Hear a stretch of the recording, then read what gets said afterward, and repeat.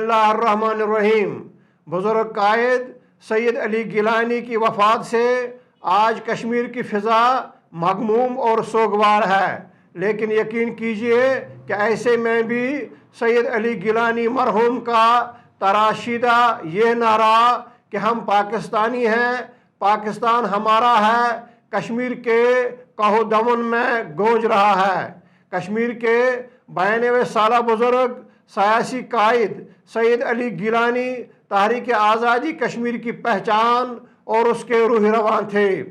उनका जदोजहद आज़ादी के साथ वालिहाना अशिक, जदोजहद की मकसदियत का गहरा शऊर, नशीब फराज का इदराक, नौजवान मिल्लत कश्मीर के साथ बेपनाह मोहब्बत, हुसूल मंजिल की फ़िक्र, दुश्मन के मनसूबों पर गहरी नज़र, तहरीकी तक़द्दुस का एहसास उनकी वफ़ात के बाद आज भी सर चढ़कर बोल रहा है।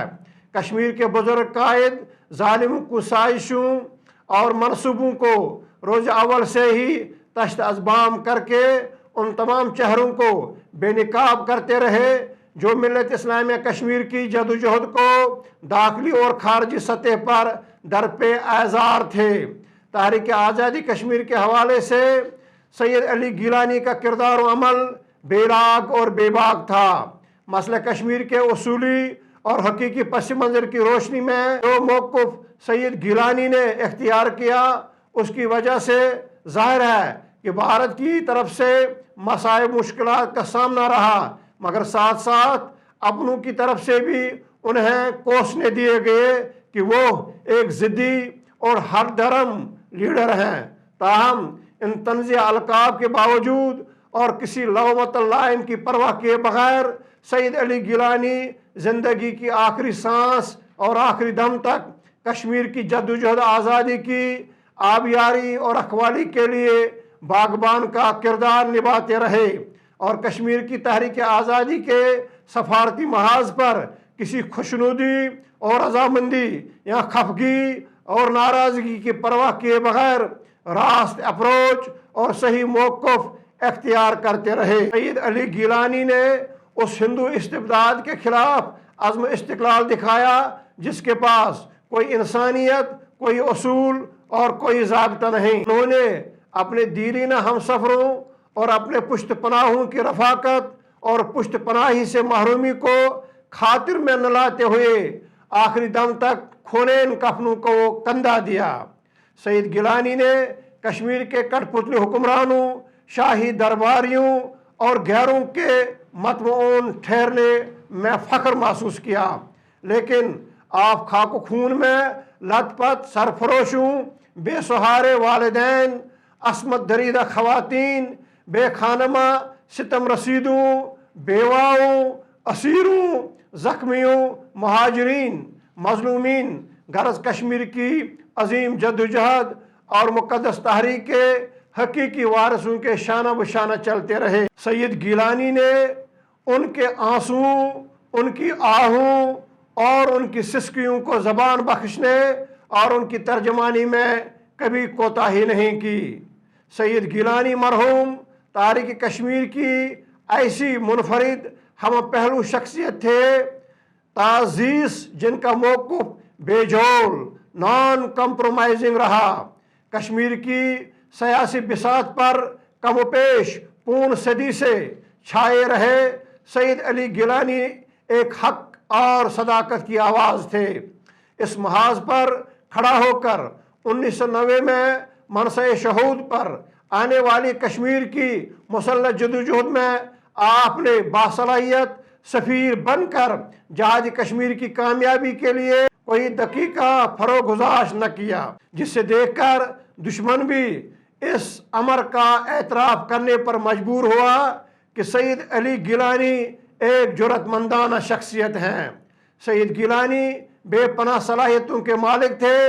आप बात जब करते थे तो वो दुटोक होती थी। सैयद अली गिलानी की रूह की गहराइयों में कश्मीर की तहरीक आज़ादी का दर्द कूट कूट कर भरा हुआ था। वो कश्मीर की भारत से आज़ादी की जद्दोजहद में यकसों थे। तहरीक आज़ादी के तय आपका रवैया फिदाकाराना था।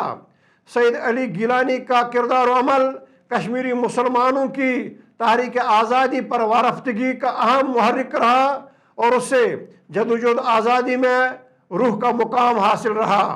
ان کے لائحہ عمل کی عملی تائید آج کشمیر کی تیسری نسل کر رہی ہے۔ سید علی گیلانی کے لیے کشمیر کا تنازع سوہان روح کی حیثیت رکھتا تھا۔ وہ ہر آہ میں اس درد و کرب کا اظہار کرتے تھے۔